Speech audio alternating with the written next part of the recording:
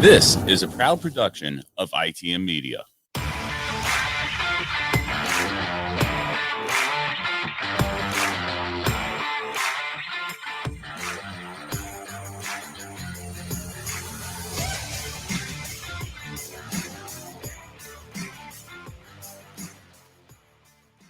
Good day to everyone out there. Rambling About Racing Nation, episode 165 of Rambling About Racing, coming at you from the ITM Media studio here in South Carolina. I'm Matt Beamer. If this is your first time here, joined as always, or for most of the time now, good streak going, Preston Lood. How's it going, buddy? Good streak. I like that. That's good. Yeah. It is a streak so far. So far, man, you're batting 100 for the month of March. Don't play the lottery yet, though. No, I'm not going to play the lottery yet because I know exactly. I know the trends sometimes with you. We get in a good run, and one thing after another happens, and then it just goes kaput. I mean, you're new me. Yeah, it's not me. I'm here weekly doing this show, man. It's great to do this, but I had an epiphany today. Okay, let's hear it. The epiphany was this. When we started this show, we called it In the Marbles Weekly Racing Podcast. Yes, I know. Catchy name like that. It was very catchy. It was a very catchy name. We since rebranded into what is now Rambling About Racing, and I'm not upset about that at all. I think it's a good name. It's catchy and stuff. You already mentioned today you got a message saying, hey, somebody else took your podcast name. It's like, no, we're on it, but they haven't responded back to us yet. I don't know why, but they haven't. No. But then it occurred to me that in this same neighborhood that we're in, that we created In the Marbles Weekly Racing Podcast back in 2019. That's right. You're totally correct. And since then, I mean, we've had a lot happen. COVID, yes, me moving twice, babies, all that stuff. Yeah. Mm-hmm. And it's just crazy to be back here, just one-on-one, rambling about racing. Yeah. But how's life, man? Well, life is good. Tired. I see you got a Michael McDowell shirt on. This is actually from it's from the Monster. David Reagan. This is David Reagan days right here. It's from the Monster Energy days right there. Yes, this is David Reagan right here. Who got you that? My brother did. Oh, for nice. Christmas. Oh, nice. Well, actually, I can't remember what the occasion. I wanted to say. No, the website. I think it's like Racing Warehouse or something like that. They have a bunch of like old stuff. Funny you say that, Preston. Yeah, so because I have reached out to the Racing Warehouse about a potential sponsorship. Yeah, I think that is the website. I've reached out to them countless times about being a sponsor on the show. In fact, we did a mystery box opening for that. It, of course, didn't make it to YouTube because I deleted the video on accident. It was an accident. Okay. I don't know. It was an accident. It is what it is. But when we did it was really cool seeing all that stuff. I want to do it again with you. Yeah. And see what we could get from there. Maybe do a few giveaways. But yeah, it's a great place to go. And they're not a sponsor of the show yet. I want to say that was the website. Yeah. Because I bought several of those shirts. I bought a Kurt Busch shirt from Haas when they were still Chevy. Ah. Well, that was a while ago. Kevin Harvick Busch shirt. Matt Crafton shirt. I think a Clint Boyer shirt and something else, but I'm trying to get shirts, something like that made for us that says Rambling About Racing. Yeah, this is it feels really nice. It really it's is really nice. I really got it because it's got CSX on it, Now, what's CSX mean to you? It's a trains. Oh, okay. Trains. Yeah, okay, trains, forget it. We're not going down that rabbit hole. So yeah, I got it for me for Christmas. Yeah, nice. Let's see. He messaged me. I don't know. It was probably like a month or two before Christmas, and he goes, "Hey man, look at this shirt I came across. It's a small, by the way. It doesn't really look really small. No, they run big. Yeah, they run kind of big." And he goes, "Hey man, you should probably get it." I said, "I don't really have the money." I said, "Man, maybe if I have the money, if it's still there, I'll get it." And I went looking for it again a while back, and he goes, "Nah, man, it's gone already. I think they sold it." And I was like, "Oh, that sucks, but it's whatever. It's not a big deal." Christmas time comes, and he's giving me my gift, and on top of the box that's wrapped, there's a little small die-cast car that's not wrapped. It was like a Stuart Haas die-cast car, just a little tiny one. I don't know what's the scale, like 164? Yeah, 164 scale. Yeah, these are 124 scales. Yeah, 164. And so I was like, "Oh, that's pretty cool, pretty neat." He goes, "Yeah, man, open the box." I said, "All right, I'll open the box." Fine. So I opened the box and I went, and he goes, "I got you, didn't I?" I was like, "You suck." Did you at least get to keep the die cast? Yeah, I have it. Okay, good. I have it at the house. It sits on my desk where I play video games, right? Right in front of where Paul Menard sits. Because Paul Menard's got a big spot, big space. Of course he does. Of course, Paul Menard would have this spot. It's funny. I was going through the other day, trying to like get rid of some clothes, like t-shirts and stuff. Yeah. And one of the boxes that I have where I kept t-shirts in is just strictly for racing shirts now. Yeah. Or anything strictly racing. And I have like 10 Paul Menard shirts in there. Wow. Yeah, right. It's crazy, isn't it? It is. I don't know why you don't wear those more. Maybe for a throwback. Well, what's good? They're kind of a little small because I've kind of gotten a little. Oh, it's okay. It's not a beer belly, but it's just you can call me fat if you want, but they got a small now. So right. Well, it's funny because those shirts that you have on now are good for throwback weekends. When you go to Darlington, it says Monster Energy Cup. I have one that says Monster Energy Cup. I forget who it's from, but the Matt Crafton one says Gander Outdoor. Oh, see, if I wore something like that, they'd probably be like, "Who's Paul Menard?" Like, how do people be like, "Who's that?" Okay, a funny story real quick before we move on. Let's hear it. Darlington, years and years and years ago. This isn't the hot dog story, is it? The hot dog? No, it's not the hot dog story. By the way, at Talladega, we did that. We grilled up hot dogs and we brought them into the track, and they were the best things, better than PB&J. Exactly. You're not wrong there in doing that. Heck yeah. Oh, I had a friend. Excuse me, sorry. A friend. Her name was Amy. She went to the same high school as me. She was a big Jimmy Johnson fan. Good and her family would. I don't really like Jimmy Johnson. She likes to win. I guess. Anytime she'd say, "Hey, why don't you come join the real winner side?" I'm like, whatever. And her family would always go camping at Darlington, and I always run into her there. And one day, she invited us. It was me and a few Maples was there, I think, and a few other people. And we, went over there to hang out for a minute. And her dad comes out of the camper and he looks around. He goes, "Oh, what's going on, everybody?" He goes, "Paul Menard." I'm like, "Yeah." He goes, "I didn't even know he had fans." I'm like, "Oh, thanks. You're not the first person to say that to me." It's true. I mean, like when probably the only person walking around with a shirt like that. I mean, the first time I met you, man, that was a Paul Menard. Yeah, that was pretty. I got you with that one, didn't I? That was a curveball. I whiffed at. Straight up whiffed at, man. I miss Paul Menard though. I mean, he was a good chance to maybe make a block or mess something up to where something happens to another driver, make it interesting. Kept it clean. He did keep it clean. He didn't really wreck. No, not really. No. Right. I miss that, man.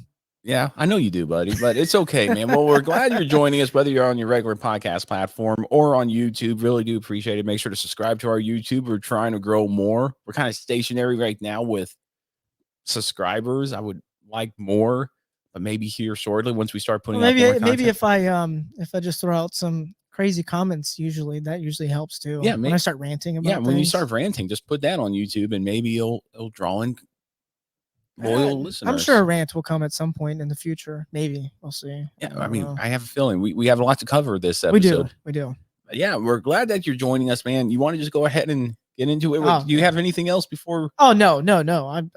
I'm ready to cover everything. I mean, God, mighty, we got a lot to cover. All right, well, let's get into Hey Man.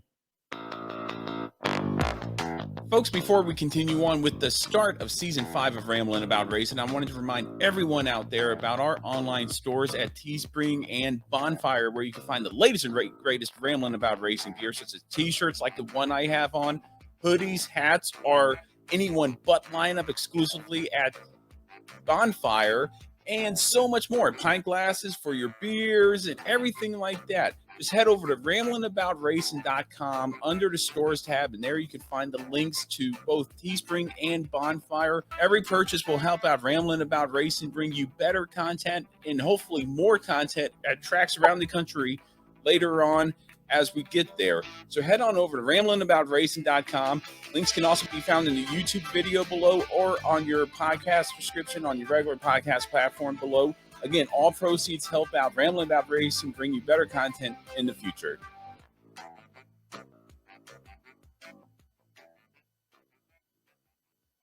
Hey, man.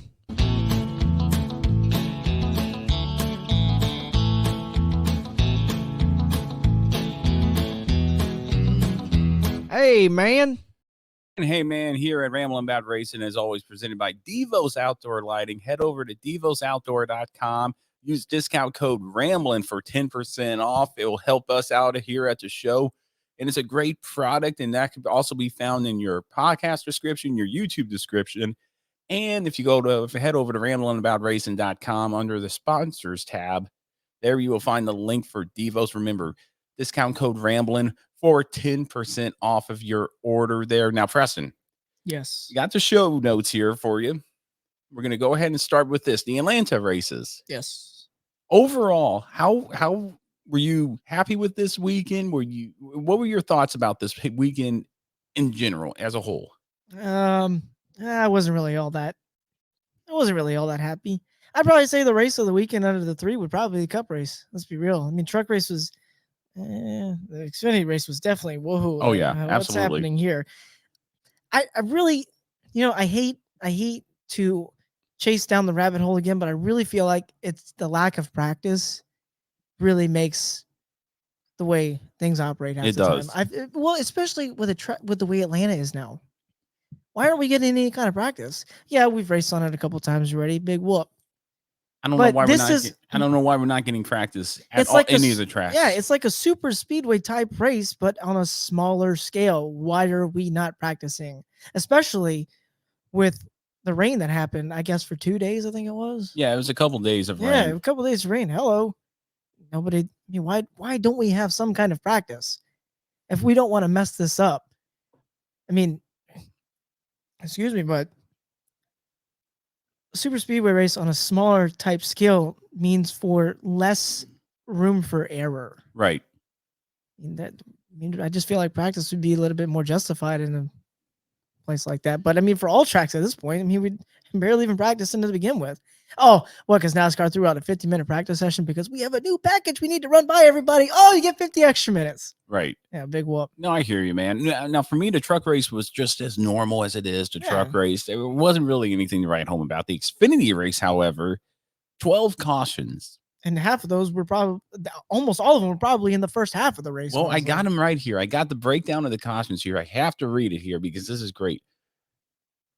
It didn't take but 3 laps for there to be the first caution with 2-car incident. The restarted at lap 7. Went a few laps. Lap 13, caution, big wreck. Lap 24, restart. Lap 28, caution. Then a restart at lap 31. 2 laps later, caution. Lap 37, restart. Lap 41, caution. I'm not going to go all the way down here, all 12 of them. Needless to say, I was out working on the shed, and all I heard was caution on the radio. Caution, caution, caution, caution. It just got ridiculous. There came a point where it was just like, oh my goodness. Well, you should have been trying to watch it. You know how the Fox broadcast has that little ticker at the top now that has the stages broken down. It's got like the yellow or the green. I like that. Both stages were almost like all yellow. And I was like, what am I watching right now? Like, what's going on here? It was like participating or either watching a race for my racing. Oh God, yes, absolutely. That's 100% true. Are you kidding me? Because that's like all the time. I mean, when I was racing in the VRL league, which I'm trying to race in again, I'm more than welcome to come back there. But I'm thinking about maybe us starting an iRacing league once you get your computer. I would wish you luck on that endeavor. Or a Formula One league. Now, see, I think that might be more up your wheelhouse. We'll get into that off camera here. But it was like that. It was like an iRace. It was kind of just ridiculous. It got to the point where this is just ridiculous. I don't know what the drivers were doing and everything like that. But it was just one of those things where cautions bred cautions, obviously, and it was just like that the whole race. Yeah, well, of course. And I don't think we brought it up yet. Other than that, but I think we kind of got an egger in our face for this weekend, don't you think? Why would you say that? The pit stops. Yeah, the pit stops. Nothing happened. We didn't really see a lot of green flag pit stops. We saw a couple in the Cup race, but it wasn't like we thought it was going to. But it wasn't like the merge like we thought it would be. It wasn't like anything crazy that. Don't you just hate it when we're wrong? I mean, there goes a merchandise. I know. It's out the window. But at the same time, I'm glad it worked out like that. A couple people got busted speeding. Yes. I think Ryan Blaney did. And man, that just ruined his day. Although up at the end, he was there at the end. He was there at the end. I mean, he got lucky. Yeah. He got really lucky there at the end. But I mean, it wasn't really as exciting. I mean, I think we overhyped it a little. That's okay. Things get overhyped all the time. Yeah, things get overhyped all the time, but it wasn't like anything crazy to the point where it was like, oh, okay. No, Well, no. it wasn't anything like that. But the Cup race, I'm going to have to agree with you, was exciting at the end, but it was a super speedway race. Everybody running in line. Oh, there was plenty of comments on the internet about that. You- Oh, look at this. Let's change Atlanta. Single file racing. Yeah, I mean, there was nothing. I mean, what the problem is, we want to get back to Atlanta like it was in the 1992 season when Kwiatkowski won it, where there was just drama all the way around. And Well, that was back when it was an oval. it was an oval. And I mean, even if it's when they upgraded it with the dog legs in the front, I mean, that was fun racing to me. That was, I mean, I'm kind of biased because Atlanta was the first race I ever went to. I didn't see pack racing, but I saw Jeff Gordon and Bobby Labonte race hard. Yeah. It was a great race. And it was just one of those things where, I don't know. To me, I mean, it was a super speedway race. Maybe as the years go by, maybe I'll get used to it. But I mean, like, I don't have the biggest problem with it, but I don't know what NASCAR and, I don't really know what they're trying to get at with this. I don't know. I'm not in those meetings. I don't know. Is it a NASCAR thing or is it a track thing? I don't know. Maybe it was a track thing. I think it's more of the track thing and not NASCAR. Because if they really wanted to make that race good, I feel like the one thing you could do is change the aero package. And I hate to say this because last week we were talking about this dog in NASCAR for changing up the package, confusing fans, confusing drivers. But it's as simple to me as putting on that strip that they had in 2001. You remember that strip that went over the roof of the car from side to side, and it broke up the air, made a bigger hole? I don't remember that. It made the aero package. It was introduced in 2000, fall race Talladega, where Earnhardt came all the way up and won. And then in 2001, they raced it on all four tracks, and it made for good super speedway racing. Now, is that the answer? I don't know. Because, I mean, to me, Atlanta wasn't broke, so don't fix it. I still think one of those reasons, and I touched on it last week, I think Denny Hamlin was right. It's the cars are too squared out now, too. I think that could be really one of the reasons why that air doesn't get around like it used to. I think it's the car bodies are just so square now. It's just weird. Yep, they are. But it's been like that for years now. No, it has been. So I don't know. There's not been really any fabrication that goes into these cars. No bending it, because you're not playing a template game anymore. You're playing the laser game. Yeah. Laser game. Yeah, the laser game. But to me, the Cup race wasn't that all exciting, except for the end. I'm just glad it didn't end on a green-white checkered. I'm glad that, I'm upset that Keselowski didn't win. I mean, honestly, it's a good, the way they have the track set up now, it's good for the newer types of fans that they've seemed to have brought in, because newer types of fans want to see more excitement. A lot of people that have never really watched racing and just think, oh, that must be some kind of boring thing. But with a track like that, almost super, I hate how they refer to it on the broadcast as this is a super speedway. Now I'm like, nah, but let's slow down. This is a mile and a half. Okay, let's put the brakes on. Okay, This is not a super speedway. Okay? Yeah, absolutely. Super speedway, anything to me is over like 2 miles long. Right, Michigan, 2.5. Michigan, California, Daytona, Talladega. Exactly. This is not, and some people did say it's exciting, but it's hard to pass. It's not one of those things where it's easier to pass. Of course, it's hard to pass. You want to know why? Because you got a super speedway package on a mile and a half track. Yeah. And what do you expect? I heard him say this. The cars that they're running, 500 horsepower? I think I heard that on the broadcast. 500 horsepower. That's 400 less than what they would run in the early 2000s. Increase the horsepower. If teams like Front Row or BJ McLeod or anything like that can't build those engines capable of producing that power, I'm sure Rick Hendrick for maybe $50,000 a pop will sell you an engine. That's true. Penske would sell an engine to the Fords, and Joe Gibbs Racing will sell the engines to 2311 if they don't already have their own engine program set up.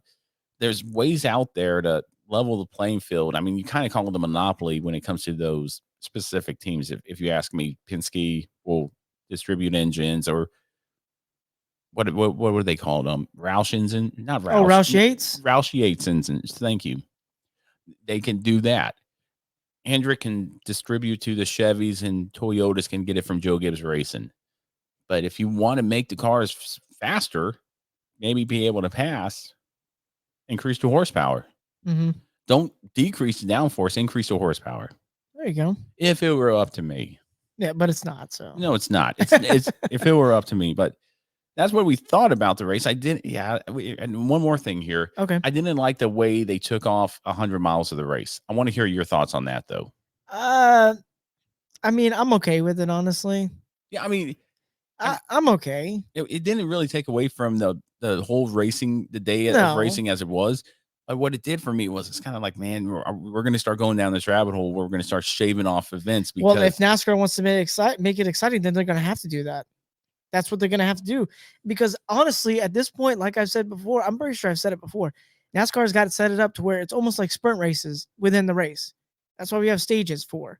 And I don't want to hear none of that. Oh, it's to earn extra points, blah, blah, blah. No, it's to make the racing more exciting. They want people to crash. They want it to be, it looks like a freaking sprint race all day long.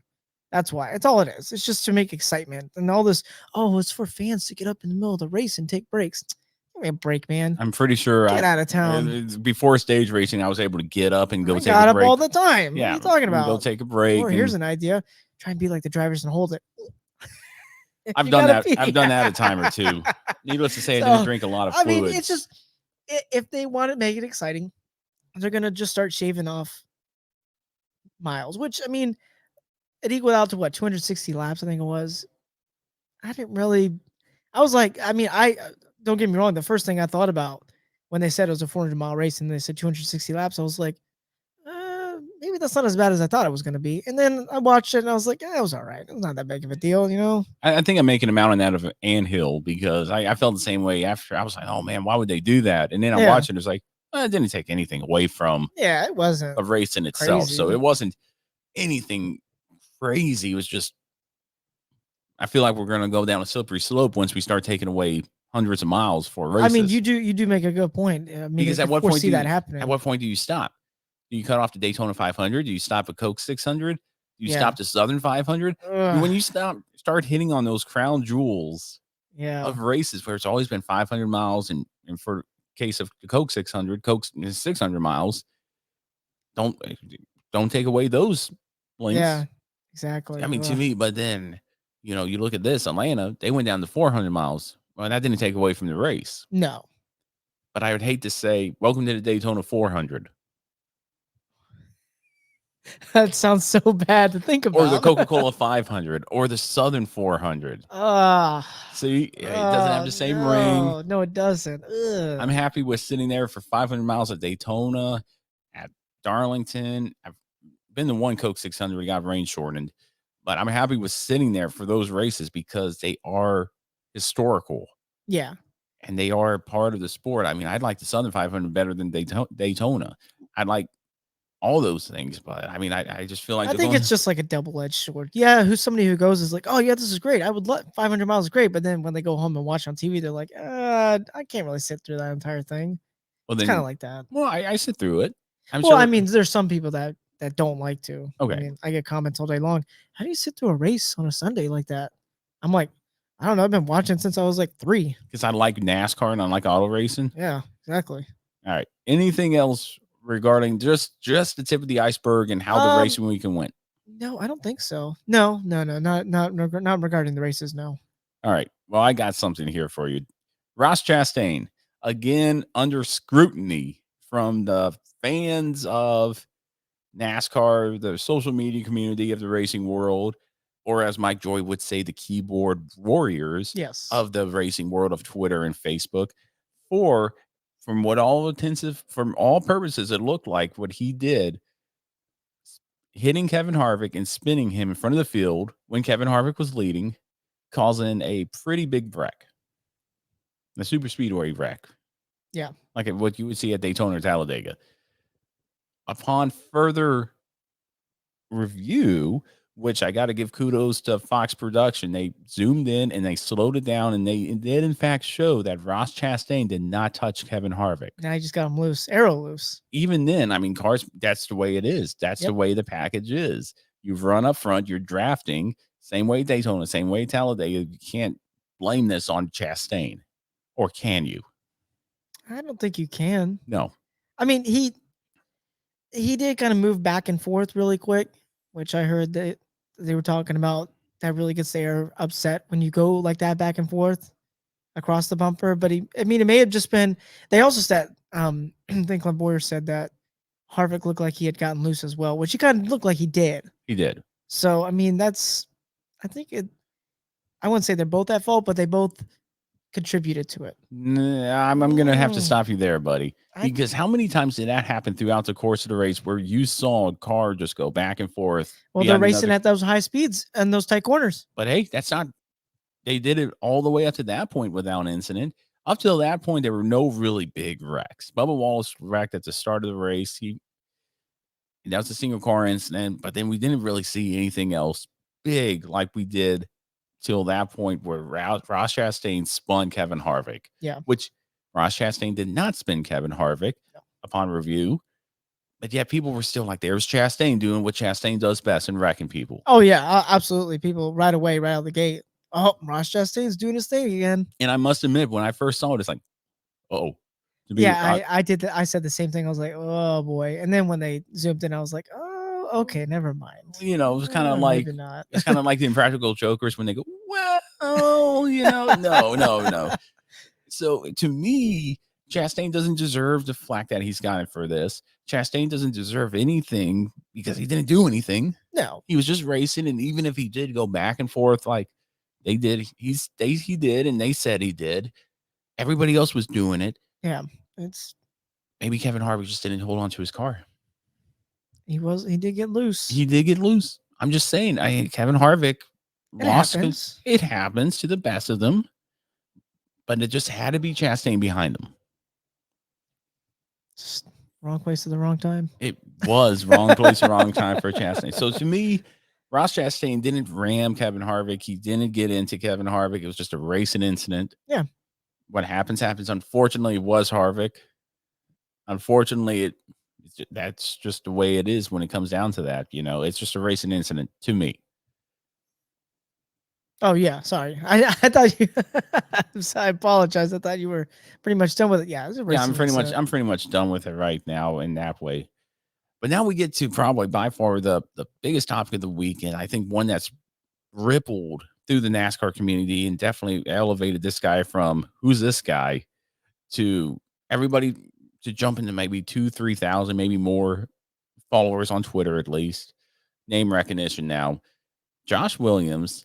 And what he did during the Xfinity Series race when NASCAR said, you're done. You've reached the DVP limit. You're out of the race. And him stopping at the start-finish line, getting out of the car, walking across the racetrack, a hot racetrack, though under caution condition, yeah. Still walking across the racetrack. And pretty much, I feel, showed his rear end. But he got noticed. But I want to hear your thoughts on that.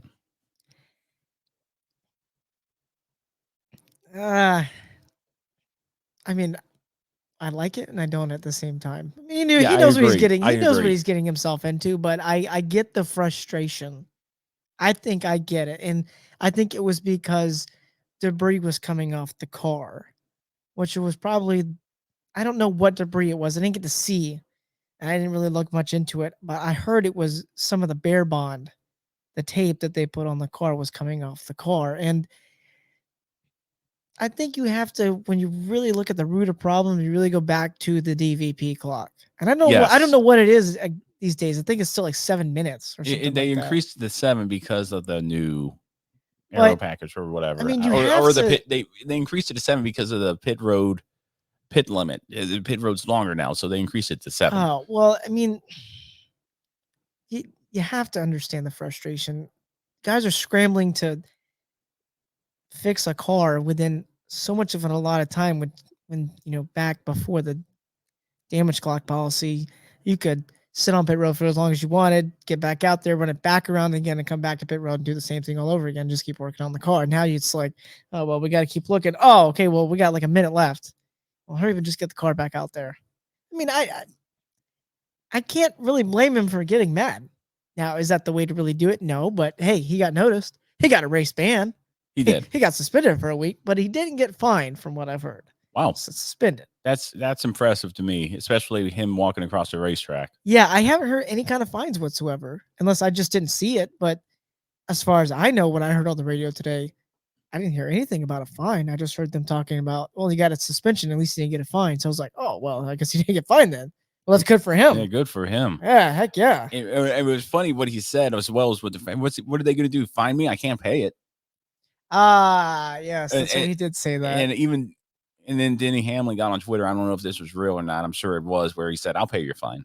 Oh, I'm sure Denny Hamlin pays fine all day long. Oh, Denny Hamlin's probably one of those people who's secretly fed up with NASCAR. I the think way it's operated. Secretly.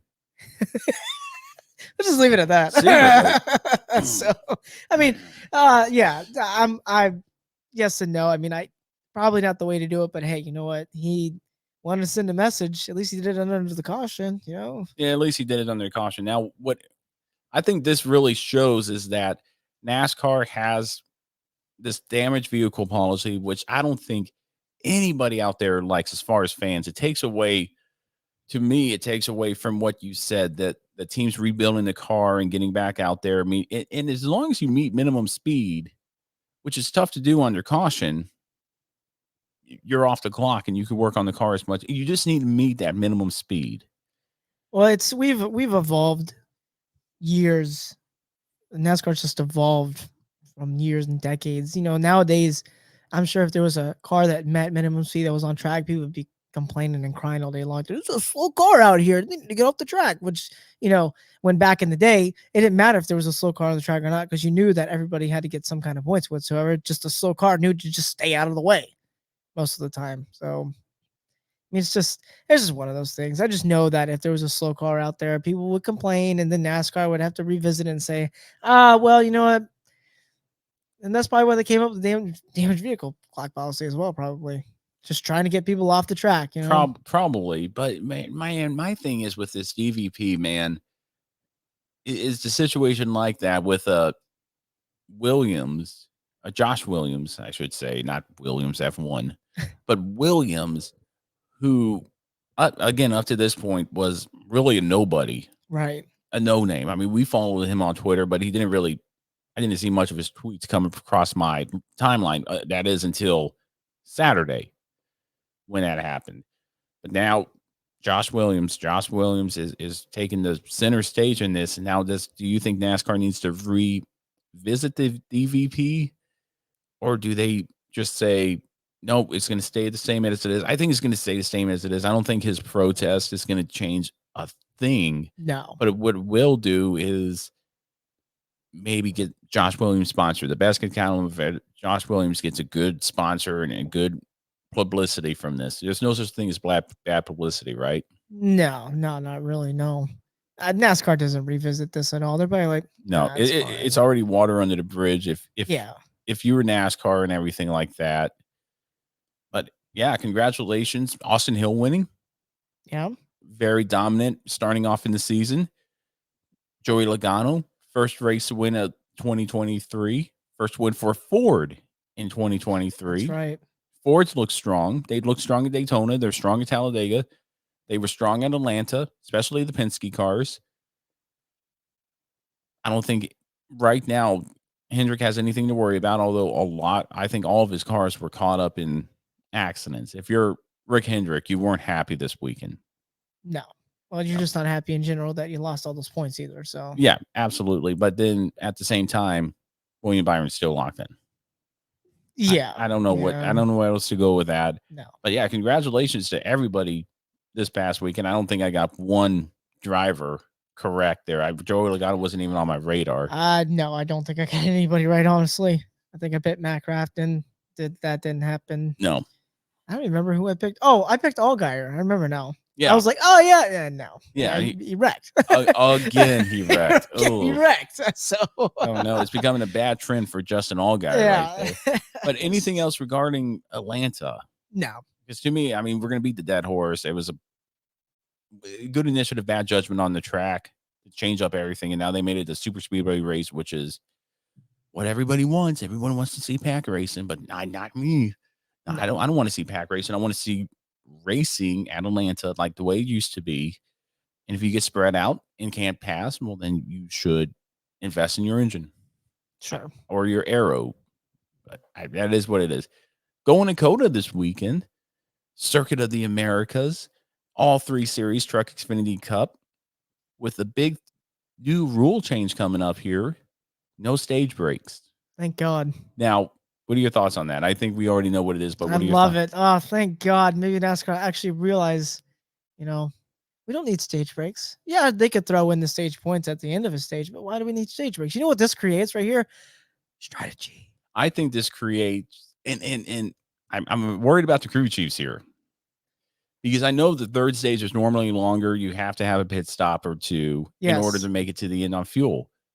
But now, back in back in the days, you have to work from the start into the race all the way back to the start of the race. Yep. Like they used to, and find out when's your pit window. You have a window now instead of just, okay, ride it out for the stage break. There's no riding anymore. Nope. No, there's no more just, we'll fix it as a stage break. We know exactly when the caution is going to come out here. So there's none of that coming up here. So now if you're a crew chief, and especially if you're a driver who's not really liking Circuit of the Americas, you're looking at this going, this is not good for us from a strategy point of view to fix the car.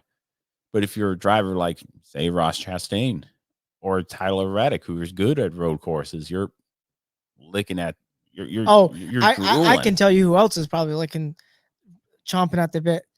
That's the boys at front row. Yes. Michael McDowell. Those boys are gonna be all over that. They're probably loving it right now. They're like, oh, thank God, no stage breaks. We'll figure it out. We'll figure out a way to crash everybody's party. Will he probably win? Maybe not, but a top 5 maybe. He's a good road course racer, just like Tyler Reddick is, just like Ross Chastain is. Right. No stage breaks. Oh man, I can't. I am so excited. I can't wait. Now, do you think from this and from the fans' reaction, because I know I don't really go on the fan council a lot and say what's wrong, because it falls on deaf ears. Right. But I feel like, and I want to start a campaign. I really want to start a campaign this week going into COTA, and then after COTA, pretty much hashtag stop stage racing, or take away stage racing. Hashtag we can figure out a good we can figure out a good hashtag on that, to where if this race is a good flow, say no to stages, or something like that, to where this is a good flow of a race, and I feel like it's gonna be, because it is a long track, and to have stage breaks in a 2.5+ mile road course, a 3 mile road course, I believe, if I'm not mistaken, it's just, oh my gosh, you're stalling it, and then you're creating commercials, which is making the fans mad. It's not gonna... We should also, I think, if I'm not mistaken, road courses in NASCAR these days have like local cautions too, right? Right. They have local cautions, just like Formula One does. It's a road course rule. It's kind of a general rule of road course racing. Right. So it isn't necessarily a full course caution unless something blocks up the track, or a safety barrier is damaged. Right. Or they say, okay, stop the race. Yeah. Or fluid on the track. So to me, this is a good opportunity to hashtag stop stage racing. How many years has it been now since we've had stage racing? Do you know off the top of your head? I want to say 2017 or 2018 is when stage racing was introduced. And at first it was great. It was good. This is exciting. That's cool. I mean, that's not bad. But then I think I gave it like 2 or 3 races, and I was like, okay, now this is taking it, because now we don't have the fuel strategy, fuel mileage racer. I remember Pocono circa, I want to say 2014, when Matt Kenseth won. 2014, 2015, when Matt Kenseth won that race on fuel strategy. Joey Logano ran out of fuel, and they eked out just enough to win at Pocono. In fact, there's the car. If you're watching this on YouTube, right here, there's the car right there. There it is. There's Pocono. And he beat Joey Logano on fuel strategy to win it. There was no stage breaks. Nope. And to me, that was great racing. Now I think once they introduce this, fans are going to say, take away the stage racing because that was way better than stage racing. Yeah. And like to your point, if you want to award the stage points at the end of the stage or at a certain amount of time, go ahead. I mean, to me, I don't think that's necessary because you could just award points if you lead a lap or the most laps and the most go laps. back to the way it was. Go back to the point system. I mean, keep the 140 through 1 point system the way it is, or however many cars are in there, max points. But you don't need to stop the race, award 10 points all the way down to 1. If you lead the lap, 1 point. If you lead the most laps, give them 2 extra points. Yeah. Or a playoff point or whatever it is. Whatever NASCAR decides to reward them. But yeah, I think this is going to be a good eye-opening experience, not just for the race teams, but the race fans as well. Yeah, I think for the newer race fans, if they wonder about, if there are any that wonder out there about strategy racing and any kind of fuel mileage racing, they just need to go back in time and just find races on YouTube. You can find any of them. I mean, like you said, Pocono was a good one. Pocono always had something like that. Always some kind of strategy like that. Michigan, I think, was another one before. Definitely Indianapolis, like the 2011 Brickyard 400. I don't know why you pulled that one out. I don't know why I pulled that one out either, but I mean, there was a lot of cars that ran out of fuel that day too. That's just the way a race is. You just have to survive to the end. None of this, let's stack the field up and maybe they'll beat and bang and wreck and somebody will show up out of nowhere. No, I like the good old days when you had to plan for it. And then if we ever got a caution and it just threw a wrench in everything, well, crap, there goes our strategy right out the window. Right. A caution throws either puts everybody on the same playing field or, that we weren't expecting that. Yeah. Instead of Larry McReynolds, now the average caution is with 8 laps to go. And sure enough, nothing happened in Atlanta, which I'm glad about. Don't get me wrong. I'm glad about. But anything else about the stage breaks and taking them away from road courses and how that will affect the race? Did you also see that they changed the restart zone? No, smaller now. It's smaller. Wow. Yes, they're going back to what the original was. Now. Yeah. I can't remember. They finally realized. Yeah, they finally realized that they probably messed that up too. Okay. We're just gonna go back. So at least they went back on it. Yeah. I mean, they didn't make a big announcement of it from what I saw. I mean, that's news to me. But yeah, I saw it today. Okay. So that was weird. So Gunther Steiner and Kurt Busch making an appearance there. Yes. And I'm excited to hear what Gunther Steiner has to say about NASCAR. Either he's going to say this is amazing and this is great, or he's just going to, meh. No, Gunther will.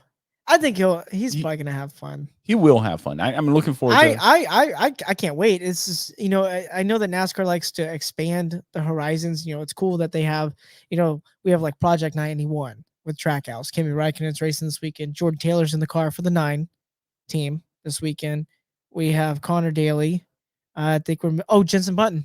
Jensen Button is racing for Rick Ware. Yeah, which that's great.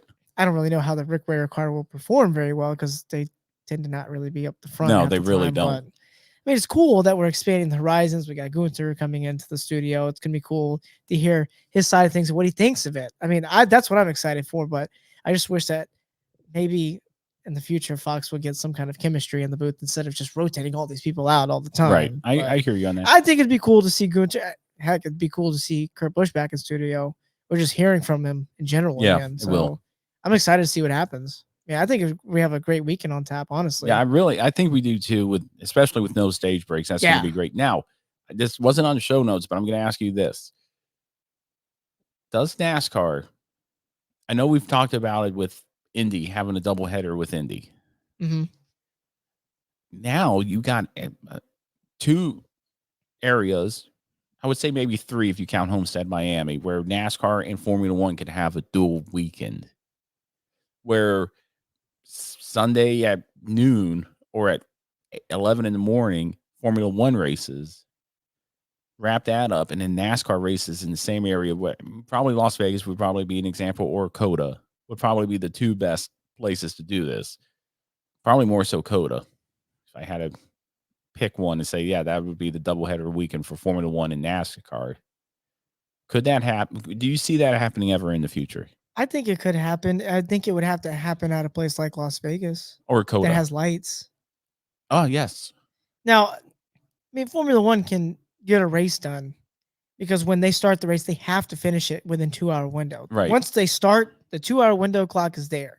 If they Mhm. don't finish within 2 hours, that sucks. Whatever lap they're on, that's it, done. Okay. And So, yeah. so it could happen if they started early enough. So yeah, I don't see why. I'm sure at some point it would happen. I mean, come on, why wouldn't NASCAR try something like that? Let other people that don't watch NASCAR see what it's really like. Because Yeah. Formula One brings in fans. Heck, last year I think we mentioned it before. They had like 400,000 people for the Right. weekend. I don't think At NASCAR is even and going to get. COTA, I don't even think we're going to come close to that. Now, with that being said, could you also bring in IndyCar during that weekend and somehow race it all three major series? I mean, it doesn't have to be the same day.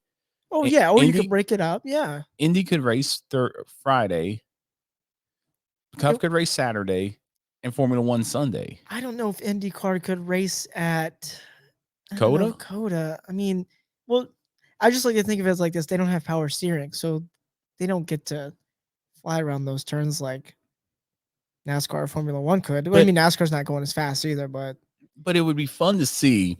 maybe at like Las Vegas. It would be fun to see all three of those series race together. Then you could say, okay, well, look at the Indy car vice a Formula One car, and obviously vice a stock car. And then maybe that gives opportunities for a Formula One driver. Like, say, I know Hamilton did it with Tony Stewart and Watkins Glen, but maybe a Max Verstappen and the Chase Elliott swapping rides. I think, And then a Connor yeah. Daly, or maybe not a Connor Daly, see Sebastian Bourdais or Bourdais, or see, that's the problem with IndyCar. It's not fun because there's no ovals, unless you count Texas coming up here in the next couple of weeks, or a IndyCar driver swapping with the same, and then just them trying out their cars, swapping the rides. I think Las Vegas would probably be a good place for that, but we'd have to see how F1 at Las Vegas goes first this year. I'm looking forward to that before anything else. But I think at a place, I would hope COTA. I mean, COTA would be kind of cool to do something like that. It would be cool. But I think Las Vegas would probably be a more, I wouldn't say reasonable, but a more viable option for both F1, IndyCar, for both. I mean, that's just two, and NASCAR, for all of them. So I think, okay. I could see it in the future. I would hope to see it in the future. I would hope that the promoters would just set aside their egos and say, yeah, I don't care if I'm billeted second behind Formula One. We should to do this. Because a lot of eyes get on Formula One more so than NASCAR. Yep. And that could be the solving problem. You're kind of piggybacking if you're NASCAR off of Formula One, but oh well, you do what you have to do. Last question here before COTA. Does COTA, to this point, and we'll probably have to wait till next week to answer this question definitively, but does COTA deserve to be on the schedule, in your opinion, on the NASCAR schedule? No. Yeah, sorry. I don't. No, don't be. I don't. When the idea came up of them racing there before, I was just like, I don't really like this. It's just basically like a Formula One track. It's a huge track, and I just thought what the speeds NASCAR does, because of it's just not a wide wheelbase, it's just gonna look slow. And when the truck series came up for practice, the first time it ever happened, I was like, oh my God, it's like I'm watching slow motion right now. And it was awful. Did it great? Did they have some exciting racing? Sure. I mean, Ross Chastain wrecked people to win the race. Cool. But I mean, they're also running like 3 miles off the track, which that to me is like a pet peeve for me. Like, yeah, NASCAR doesn't really have track limits per se for some road courses like Watkins Glen now. Remember when it used to be grass off the carousel turn, and now it's just all asphalt, and they could just run as wide as they want to. They run so wide that it's out of the camera shot that's looking down the straightaway, and then they come back into the frame like that. It's cool. It gets you a lot of speed, but also kind of bugs me at the same time, because it's like, okay, so then we need to change the track to where you can run that wide. So no, I honestly mean no. No, I don't like it. No, I completely agree with you. We talked about this when it first came onto the schedule, I think 2020-ish, 2021-ish, 2020. Yeah, 21, I think it was. 2020, 2021. I want to say it was more COVID when it came on, but I think it was 2021. Either way, we talked about it heavy on the show that this track is a Formula One track. Yeah. It was designed for Formula One cars in mind. Somebody said, hey, let's race NASCAR on it. And it's okay, we can race NASCAR on this track as well. Well, it's not as exciting as it would be, and say maybe an IndyCar racing there. I think IndyCar would be more better fit because, I mean, you brought it up. They don't have power steering, but they're open wheel. Yeah. They're fast, high horsepower, high downforce. They're gonna fly around that track. Maybe not as fast as Formula One cars, but they could fly around that track, I feel. But the stock cars, man, I mean, I have to wait till after this weekend. I'll give it another week. I think this weekend will be a very either COTA stays on the schedule or COTA doesn't stay on the schedule. We'll just have to wait and see on that one. Yeah. But that was COTA. That was our preview for COTA. We'll get you to the race, our race picks here after Formula One. Anything else regarding this upcoming weekend at COTA? No. Okay. Formula One, Saudi Arabian Grand Prix. What do you think of it? Great. All around great. It was my race of the weekend, honestly. Well, I loved it. It was a good race. I thought it was a great race overall. Well, what was your favorite part about it? My favorite part would have to be Aston-Martin, Fernando Alonso getting a podium. I'm so happy for I mean, that team is making strides. But it was awful that Lance Stroll, ended up being out of the race, but it was so cool that see Fernando. Now, I guess I don't want to say the other cool thing is, but I feel like the other thing that really stands out to me is the fact that Mercedes is probably finally figuring out that holy crap, we were slow. No, yeah. They're definitely oh boy, we might be in trouble. Oh yeah. If they haven't figured that out by now, they're kind of blind. We definitely figured it out this weekend. Right. So. Okay. Yeah. Overall, the race to me was a very good race. I enjoyed it immensely. The Saudi Arabian Grand Prix. I mean, yeah, you get to a point where it's just spread out. But it wasn't like that because with Formula One, a big driver like Max Verstappen starting 15th, can he make it up to the front? And sure enough, well, we all knew he did. I mean, Perez had the car to beat. Yeah.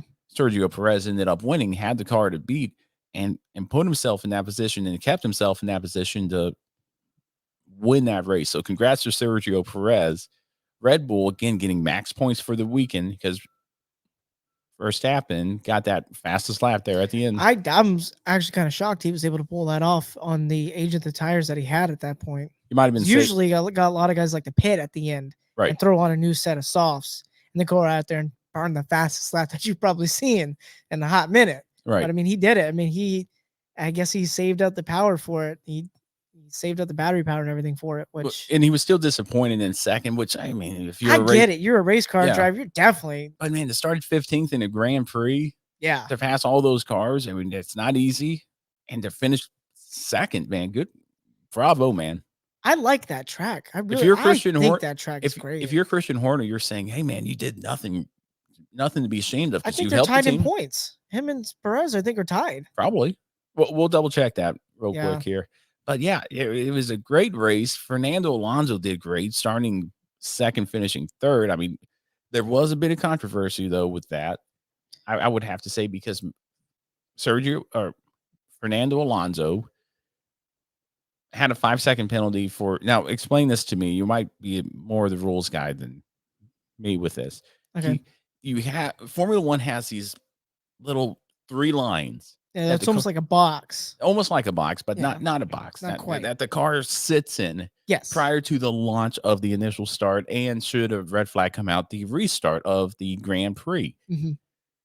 He was I say if I was the ref or the official or the steward of Formula One, he was in the box. No, he wasn't. Okay, wait. His tires were on the line. No, they weren't. There they were.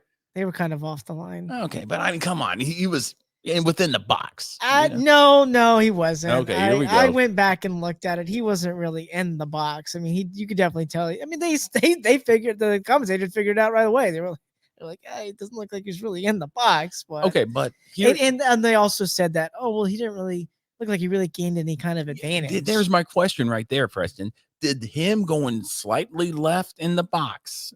He wasn't in the box. I'll give you that.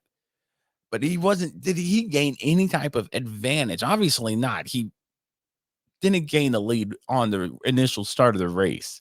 So did he gain an advantage by just being slightly over to the left? He did gain the lead. at the He start. lost it. Well, he lost it eventually. I mean, he didn't keep the lead Perez of the caught race. him. Perez caught him and zipped on past him. The rules are rules, man. Okay. See, when we talk NASCAR, it's so funny. It's so different because it's like, oh, that's a stupid rule. But in Formula One, nope, that's the Well, rule. I mean, he wasn't. I mean, he was out of the box. I mean, I don't know what else to say. I mean, they have a box where they're supposed to start in to begin with. I mean, there's nothing really there's nothing really go against on that. He was just starts right out of the box. Okay. I mean, I thought it was kind of stupid too, but okay. I mean, what I thought was really stupid was the other penalty he got. Okay, yeah, let's talk about that because he was given a 5-second penalty. Yes. Now, throughout the course of the first half of the race, first part of the race, I say first quarter of the race, Aston Martin knew they had a 5-second penalty, which I was texting you, what's the delta on this? And then once I saw a car pit, okay, the delta is about 20 seconds from entrance of pit road to the exit of pit road, roughly 20 seconds with a 2-second pit stop. Adding another 5 seconds, that's 27 pit road time, which would have put him way, maybe danger low in the points, maybe still within the points, maybe 8th or 7th at the time. I can't remember exactly what I texted you. So I'm thinking, man, they've got to serve this penalty. If not, they got to tack it down at the end and be 5 seconds ahead of this other guy, which is a tough ask because Hamilton was coming up and Russell was coming up. We saw that at the end. Yes. He needed he had a 5-second penalty. And then all of a sudden, Lance Stroll just happened to be a teammate. I'm putting on my tinfoil hat here, Preston. Okay. It just happened to be a teammate in the other Aston Martin with Lance Stroll, who had something go on. I don't know if you know more about this than I do. But he had something going on with the car where the race engineer stop the car. You know, he retired from the race. Yes. He pulled off. To me, it looked like he pulled all the way off where safety workers could deal with him and deal with the car and stuff. But the FIA then said, according to their GPS, he was still on the track. Yes. Which then led to a safety car, which then led to Alonso pitting, serving the 5-second penalty. We'll get to the other penalty here in a second, but served the 5-second penalty, got out second, didn't lose anything. Mm-hmm. I smell the conspiracy. Okay. If I'm not, I like Alonso, I like Aston Martin, but if I was Red Bull or if I was Mercedes or if I was Ferrari looking at Aston Martin now going, these guys are the real deal right now, I'm going to be saying, Stroll, you guys stop Stroll on purpose in order to create a safety car, in order to give Fernando Alonso that gap he needed to pit while everybody else was at pace car speed or safety car speed and him not lose anything. Yeah. What are your thoughts? Because to me, that's what happened. To me, that's 100% what happened there. And Lance Stroll was, hey, stop the car. Something's wrong. Sorry, Stroll. And then they're pulling Stroll's side. And I'm not saying this happened. This is just on the outside looking in, and there's no transparency in Formula One. There's none. Nobody's going to be, hey, this is exactly why we did this. But if I was as I am on the outside looking in, I'm going, they made him stop. I think it was a mechanical issue. But what? So I went back and looked at one of the race replays today.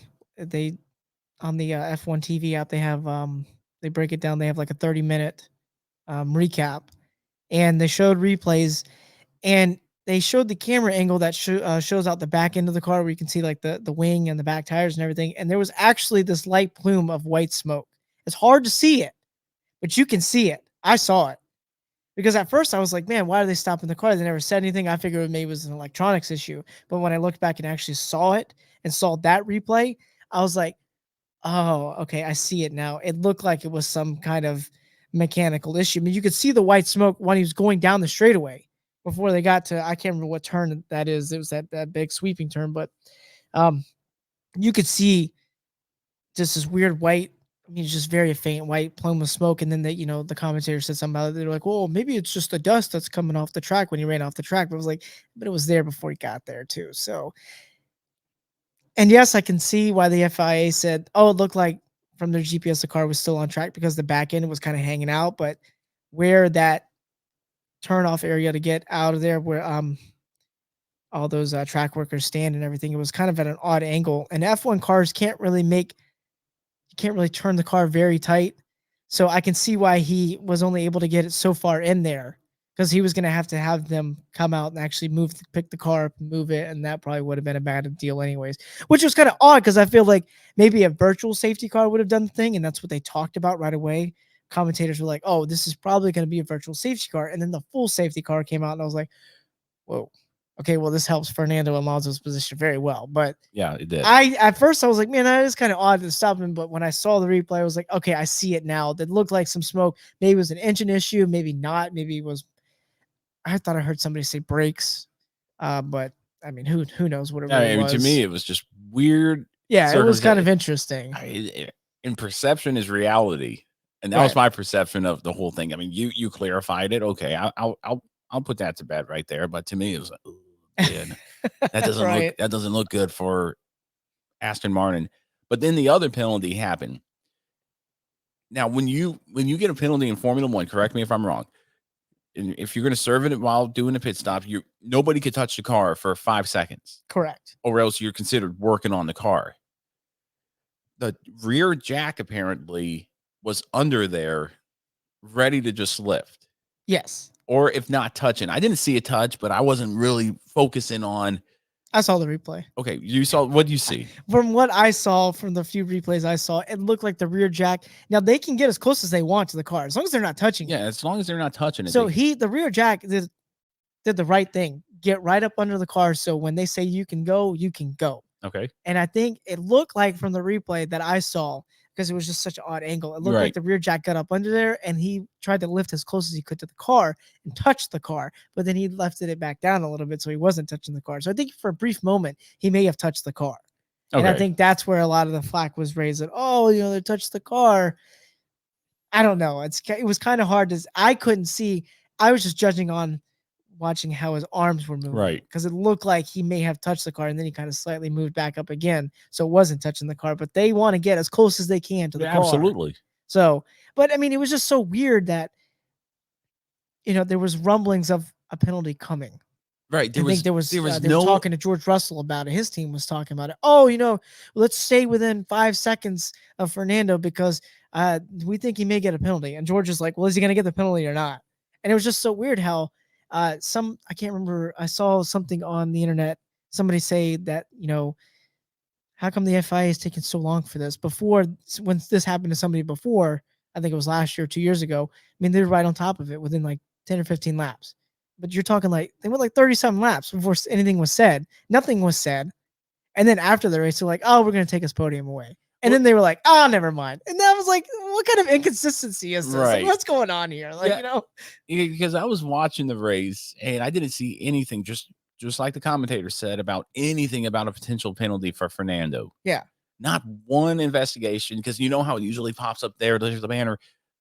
They're investigating. Under investigation. 14 Alonso or whatever his number is, investigation for this. Yes. Or, like it would be 44-1 for Verstappen and Hamilton, investigation for causing a collision, something like that. Right. Not once did I see that come up. I did see that come up for the first penalty. Yeah. Alonso not lined up correct, but I didn't see it anything else. And then you're hearing the, race engineers say, stay within 5 seconds. He might have a penalty. And of course, Alonso said, I'm going to push a little more to get out of that window. He ended up finishing not well above 5 seconds, but enough to. Yeah, he was out of it. He was out of the 5 second range. He was just over it. Yeah, he was just over it. But then he does his celebration, and then all of a sudden Twitter blows up. Alonso disqualified, loses X amount of positions. I don't even know. It doesn't really matter anymore. He finished third, according to the historical records of that race. Right. But then it comes back again, like you said, and nope, we reinstated it. Yeah, a lot of people made a big deal because they said, well, if the FIA was going to give him a penalty, then they should have just given him the 5 second penalty right away, because that's probably what it would have been, another 5 second penalty. You touched the car. Right. And that's why they said, oh, we got to get out of the 5 second range. But for the FIA to come in after the race and say, well, you're actually going to lose your spot. Like, what? Like, no, you can't do that. Right. Like, you should have already. And that's why I understand some people say, oh, the FIA is usually inconsistent. And I get it. Right then and there, I was like, how can we be this inconsistent? Because somebody said this happened before to somebody. I think it was Esteban Ocon. Esteban Ocon, I Yeah, I think it don't know was who it was. a couple years ago, but they said right away when that happened, he was given another 5-second penalty. Okay, big deal. We move on from it. And hence why they were telling George, hey, stay within 5 seconds because he's probably going to get a 5-second penalty at the end of the race. And then sure enough, he probably would have lost his podium like that. But for Right. the FIA to come in right after and say, oh, guess what? You're actually going to lose your position anyways. Even though you were 5 seconds ahead of George, you're actually losing your spot. And All then- because of that. And then give it right back. Just give it right back. I'm just Like- like, what are we doing? Yeah, good job, Formula One. Yeah, thanks for that one. That was just the biggest inconsistency ever. It was just a mass confusion. No, it was 100%. It was, and it doesn't really matter anymore because No. Fernando got third. Great on him. I mean, Red Bull's still the team to beat, but Alonso's showing that he could do it. And I have to say, I didn't even notice this from last race, but I noticed it this weekend. There's an American racing in Formula One. In case anybody didn't know, Logan Sargent drives for Williams. You brought him up last week's episode, but this week I finally looked at. Oh, he's an American. Mm-hmm. And now he's my favorite driver. So needless to say, I'm gonna get some Williams gear. He's actually doing pretty well. He's doing pretty well in there. Yeah, he hasn't scored points, but better than Scott Speed did. Better than where Williams has been before to begin with. Right. And I mean, so now you have your team. I'm a big Scuderia Ferrari guy. You can see it by the flag right over there. But I like Haas. But now I like Williams because of Logan Sargent. So if you need if you need a reason to watch Formula One, Logan Sargent, if you're an American. If you're anybody else, you could pick whatever driver you want. Yeah. Right. But yeah, that was Formula One, man. And you have anything else regarding the Saudi Arabian Grand Prix that you might have saw that I didn't bring up? No, I think that's probably one of my top 3 favorite tracks to go to at this point. It's like 27 turns. It's a very technical track. I'm looking forward to Australia. I like Australia. It's a fun track. I can't wait to see Australia back. I mean, it's been back for a couple of years for this. I think this second year after COVID. But yeah, this is going to be a fun race. Usually, the opening race of the season is Australia, but I'm glad to see it come back here. But nothing else for the Grand Prix of Saudi Arabia? No. Okay. Well, the start time's coming up here. It's just Circuit of the America. It's just NASCAR, all 3 series, Truck Xfinity Cup. The Cup race will be Sunday, March 26th at 3:30 p.m. Eastern Standard Time on Fox. And another double header for the Xfinity and Truck race. The Xfinity race will be March 25th. That's a Saturday at 5 p.m. Eastern Standard Time on FS1. And before that, the truck race from Circuit of America will be Saturday, March 25th at 1:30 p.m. Eastern Standard Time on FS1. Your picks to win the Truck Xfinity and Cup race. We'll start off with trucks. Who do you got? I got Zane Smith repeating. Wow. Okay. I think, Zane Smith. Sure. Okay. Zane Smith is for you. I'm going to go with Grant Enfinger. Okay. Grant Enfinger's my pick. What about Xfinity? William Byron. William Byron's racing this weekend. Yeah, I think he's gonna be the class of the field this weekend, racing that 17 car for Hendrick. I'm very upset about that, but go back and listen to other episodes and just go ahead and find it. It's not going to be tough to find what my thoughts are about truck cup drivers going down to the lower series. Austin Hill keeps the momentum up. He wins again this weekend. And for the cup race, I had a tough one trying to figure out who I really wanted to pick because I made the pick of this driver, and then I was like, when I remembered again that we had no stage breaks, I was like, this is tough, but I'm still gonna go with it. I'm going with Tyler Reddick. Oh, okay. I think a dark horse would be Michael McDowell, but I'm gonna go with Tyler Reddick. I think Tyler Reddick keeps momentum going. Granted, he raced last week while he was sick. Yeah, he almost wasn't in the car last week, but heck of a finish. Yep, cool. He did. He's a good road course racer. He is. Road America, I believe, last year, right? It was no, that was Chase Elliott. No, he won it. Indy Road Course. Indy Road Course, yep. I can't remember what the other one was, but I'm going Tyler Reddick. Okay, Tyler Reddick for you. That was my backup driver. That was my second driver. Oh, okay. But like Zane Smith, I'm going back to back. Ross Chastain for Trackhouse Racing gets it done. He wins again at COTA. He knows how to road course race. He's a good road course racer. Although, be it who, he's too aggressive. He wrecks people. Shut up, people. He's dropping a melon from the top of that tower this weekend too. Oh, to nice. commemorate his win from last year. Nice. That's a big tower too. Okay, so yeah. Ross Chastain for me. Let us know what your picks will be using hashtag what you think ITM for the Truck Xfinity Cup race from COTA. Preston, anything else before we get into our final thoughts here? No. All right, let's get into our final thoughts then. Before we wrap up today's episode, I wanted to remind everyone out there about a partner that has been with Ramblin About Racing since we were called In the Marbles Weekly Racing Podcast and since we were on the Unhinged Sports Network, and that is Fanatics. Fanatics is your one-stop shop for everything NASCAR, for your favorite drivers' t-shirts, hoodies, hats, die-cast, and so much more. But it isn't just NASCAR. I get all my Alabama Crimson Tide gear from there, as well as my Washington Capitals gear there as well. One-stop shop for everything you need, any type of sport you need. Links can be found under the sponsor tab at ramblinaboutracin.com, as well as under the podcast description and YouTube description, depending on whether you're watching or listening to Ramblin' About Racing. Head over there right now and get your favorite sports gear need for this upcoming season.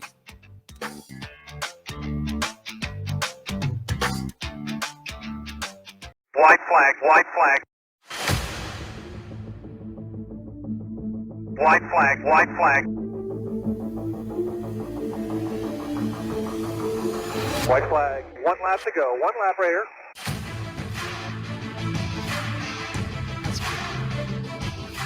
Final thoughts here on this week's episode of Ramblin' About Racing. Preston just commented on how cool the outro is. We're getting better, Preston. I like the checkered flag at the end. That's pretty cool. We're getting better, man. It was slowly yet surely. Rambling About Racing's production value is going through the roof. I really enjoyed it. Thanks for coming here. Yeah, again, man. 2 weeks in a row. Can't believe it. I want to say it could happen next week, but who knows? It probably will. Okay, it probably will. And I got good faith in myself. nice. Yeah. Must means you're starting to get your life back in order. I think so. Nice. I miss coming here and do it in studio, man. You know, Well, the quality is always better when you're in studio for Oh, yeah. one, and you know, just having you hanging out with you, just a little bit of guy time, man, and just hanging out with your buddies is always fun to do and talk about racing, and we got some stuff in the works here. And I know I keep saying that, but we always got stuff in the works. But I think we got some stuff in the works that Preston and I need to iron out, work logistics on, and maybe, just maybe, here in the next month, we'll start seeing, we'll start giving them a test ride and see if anybody's going to join in and watch that with us or participate in us with that. And I mean, I really would like to start an iRacing league. I would really like to start the Formula One. I know you're going to get a computer here soon. And I know you probably have Formula One 2022. Yeah. I have it as well. Start a Formula One league and broadcast it. I mean, we can't do the paints and anything in there and change it up, but it'd be fun to have everybody, maybe not on equal ground, or maybe equal grounds, and race and have an official or steward saying, nope, penalty. Maybe, I don't know if it's like that with Formula One, but it would be fun to see regardless. And either way, I want to get you into iRacing. Yeah. Because I think that would be really funny to see. Because I remember when we used to do this show for Unhinged Sports Network called Race Day Unhinged. You remember that? Yep. And there was a point in the show where we would do it on YouTube, and I would do a hot lap. In the marbles, hot lap, COTA. Right. Or in the marbles, hot lap, whatever. And we would take a turn on the car, and I'd have to brakes and everything. And it was really cool to do. I think it's still on YouTube. I think we still got it on YouTube somewhere under our channel. But I remember doing that. And it was so much fun to do. And I remember putting you in an Indy car or a stock car going around Indy. And I said, okay, if you can beat my time, I'll give you $10. And you never beat my time. Yeah, that's right. I do remember that. Yeah, you never were able to beat my time. So it was fun. I mean, let's just say there's stuff coming down the pipe for us. If you just stick with us, continue, best yet, follow us on all social media platforms. All right. Subscribe to us on YouTube and subscribe to your regular podcast platform, wherever you listen to your podcast, and you'll stay in the loop about everything that's going on. But final thoughts here on this episode of Rambling About Racing. We got our fantasy standings from this past weekend in Atlanta and our this week in NASCAR. Going to leave it up to you, Preston, which one you want to do first. We can do fantasy Let's standings. do fantasy standings. We were just talking about it actually off camera. Yeah, this is horrible. Yeah, you're not happy about this one. Well, I'm 100%. Again, I forgot to set my lineup. I was working. That's no excuse. I should have set it up. Oh. I should have set it up now for COTA. but I keep forgetting it, and I don't think it really matters. So go ahead, just read the standings. Matt's not happy. Matt's kicking himself more. So, like we alluded on last weekend, you can go ahead and the read last two drivers or last two players haven't even put anything, so it's 0. So basically, we only have 14 people playing, which is fine. Which is fine. Yeah. If you're go ahead and read it. Sitting 14th is Smoking Woody at 665. At 13th, oh, there you are already. How about that? Yeah, I'm already being read. Long. Yeah, 696 points. TS Promo D. I don't know who that is. Sitting 12th with 706 points. Charlie is in 11th with 726 points, the defending champion. Yep. B Nun 3, sitting 10th with 747 points. Sitting 9th is Grocery Getter 6 with 758 points. There I am in 8th at 777 points. It's like playing the jackpot almost, like a slot game. S-Blade sitting 7th, 778. Sissy K is 6th with 786. Super Somo 32, sits 5th at 808. There's a two-way tie for 3rd right now between DraftKings Research Lineup and Matt Camper at 836 points. The Sports Stove sits 2nd with 844, and my brother sits 1st. The Money Team Moon Rovers at 859 points. Man, he wants that $100 or $200 now Amazon gift card. Yeah, I don't know what he's doing. He must be using up like most of his top picks. Because I try to sporadically use different things. I do too whenever I make my lineup. Oh my God, maybe he's playing that strategy of like, what if he just uses all the top guys in the first 10 races and just gets this lead somehow, you know? And then can't lose it for the rest of the somehow season. Can't lose it or something. I mean, he's putting everybody to shame right now. Bold move, Colin. Let's see if it works out for you. Because I looked at the league from just Atlanta where I finished, and I finished like 11th. Where'd I finish? Well, let's find. Oh gosh, I don't know if I really want to go down this rabbit hole. Oh boy, you're gonna want to. Here we go. Let's see. Wish I had a drum roll. Oh yeah, there you are. You finished last with 87 points this past weekend. I feel like Bubba Wallace. I finished 11th with 116 points. Who finished first? My brother with 175. Yeah, I think he's going top hitters all the way out. Okay. He had Blaney, Christopher Bell, Josh Berry, Noah Gregson, and Austin Cindric, and he had William Byron in his garage. I mean, like, what? How did he get so many points? Is it because? Wait. Who were my drivers? I don't even remember who my. Oh God, this is horrible. I shouldn't have made this league because now I got to eat $200. Let's see. Who were your drivers this past week? I think Logano was one of them, which is the reason I probably had William Byron, correct. Ryan Blaney, finished well. Daniel Suarez. All right. Martin Truex and Kyle Larson. So Kyle Larson only got 6 points. Who was in my garage? Joey Logano. Oh, darn it. Where's the egg on your face noise? Oh man. I knew I had Logano somewhere in there, but well, let's see. William Byron only got you 11 points. The person that got you the most was Ryan Blaney. He got you 37. That's great. And Truex got you 23, but yeah. So. Okay. Anyway, we're moving on. moving on here to this week in NASCAR. March 27th, 1994. Dale Earnhardt enjoys a resounding victory in Darlington's Trans-South 400. The 7.4 second triumph over runner-up Mark Martin is Earnhardt's 9th career win on the vulnerable. That makes no sense. I don't even know. Oh gosh. See, now I'm exposing my dumbness to the world here. On the track too tough to tame. Good save. Thank you. Yeah. You already spun out. I've already spun out. I'm fantasy things. One shy of David Pearson's all-time mark of 10 wins on the 1.366 mile oval. And that happened this week in NASCAR, March 27th, 1994. And Preston, that was this week's episode of Ramblin' About Racing, man. Thanks again for showing up. I know it's a lot for you to drive from your town. It's like maybe 30 minutes up the road. Yeah, about 30. It's give or take there. But man, thanks for coming, man. Thanks for having me. Oh man, anytime, man. I mean, we created this together. Yeah. Want this to succeed, and for 165, we got to be noticed eventually. Yes. I mean, you look at some racing podcasts, and it's like they've only done 7 episodes, and they haven't done anything since. And then now we're 165. It's like somebody's got to go. Well, at least they're consistent. Yeah. They might not be the sharpest tools in set, but they have a passion for what they want to talk about. That's very true. That is true. But anything else before we wrap it up here on this week's episode of Ramblin' About Racing? Nope. All right, Preston. Well, thanks again for showing up. Really do appreciate it. Enjoy COTA.